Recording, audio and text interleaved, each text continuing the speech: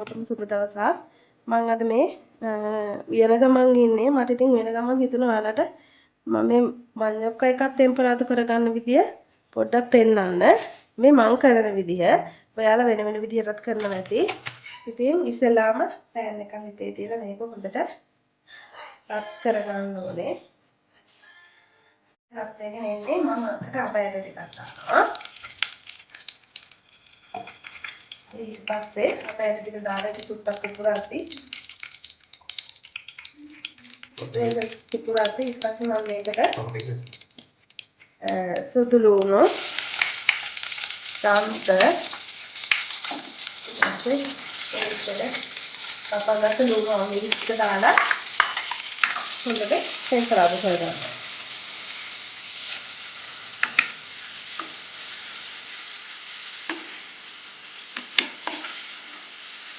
මේක හොඳට ටෙම්පරාදු කරගන්න ඕනේ. ටෙම්පරාදු කරන අතරතුරේ මේකට මම ලුණු ටික දානවා. හැබැයි ලුණු වැඩි දාන්නේ මොකද මම මඤ්ඤොක්කේට සම්බන්ධන්නේ ලුණු ටික දාලා තමයි මඤ්ඤොක්කේට සම්බන්ධන්නේ. ඒකෙන්ද මම ලුණු ටිකයි දාන්නේ. ඒක මඤ්ඤොක්කේට ලුණු තියනවනේ ඒකට වැඩි වුණොත් එහෙම කන්න නෙමෙයි වෙන්නේ රිපීට් කරනවා. මේ විදිහට මෙහෙම හොඳට ලුණු ටික මලව ගන්නවා.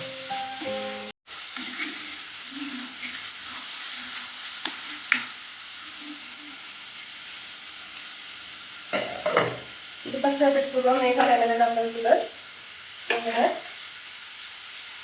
ගාමිණී කුඩිකා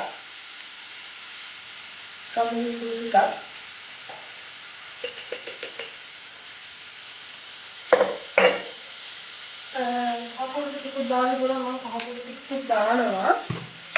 මොකද මේ මඤ්ඤොක්කේට සම්බන්ධයෙන් මම කපුරු ටිකක් දැම්මා නේද මේකට කපුරු චුට්ටයි දාන්නේ.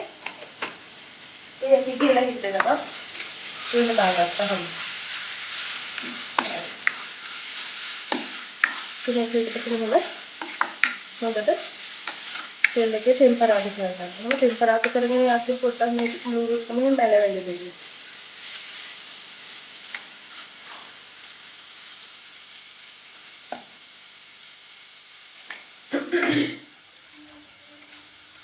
ඒ අතරතුර කෑලි මිරිස් ටිකකුත් දාගන්න.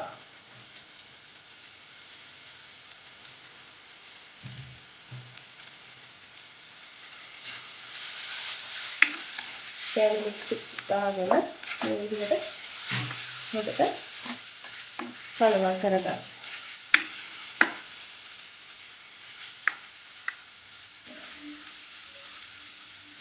පාට මදි වගේ නම් ඔයාලා කෑලි තව ටිකක් ඕනනම් දාගන්න. මදි වගේ ටිකක් දාගත්තා. අපි දැන් මේ ගානට වගේ මැල වුණාම අපි මල්ලක කෑලි ටික දාගන්න. සම්බන්ධව කලින් සම්බන්ධන තියෙන්නේ ඒක.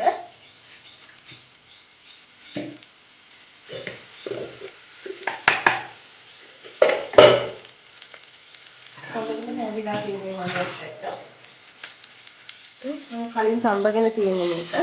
දැන් ඊට පස්සේ මේක මේ විදිහට දාලා හොඳට මේ කලවම් කරගන්නයි තියෙන්නේ. ඔයාලා හොඳට බලන්න මේ විදිහට මේක හරියට රහයි. හොඳට මණ්ණුකට තැම්බුනම තවත් ගොඩක් රහයි. අල තෙල් දානවා වගේ තමයි වෙන වෙනසක් නැහැ.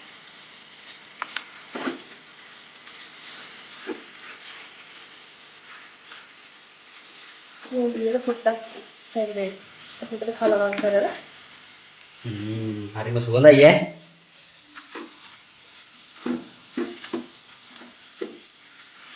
මේ විදිහට හොඳට කලවම් කරලා මේ වෙලාවේ ලුණු රස බලන්න ලුණු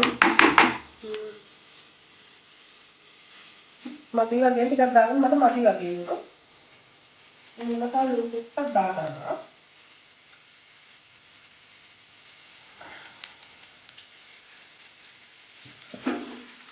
විදේ ගින්දර බලන්න නැත්නම් අහියා ගන්න පුළුවන්.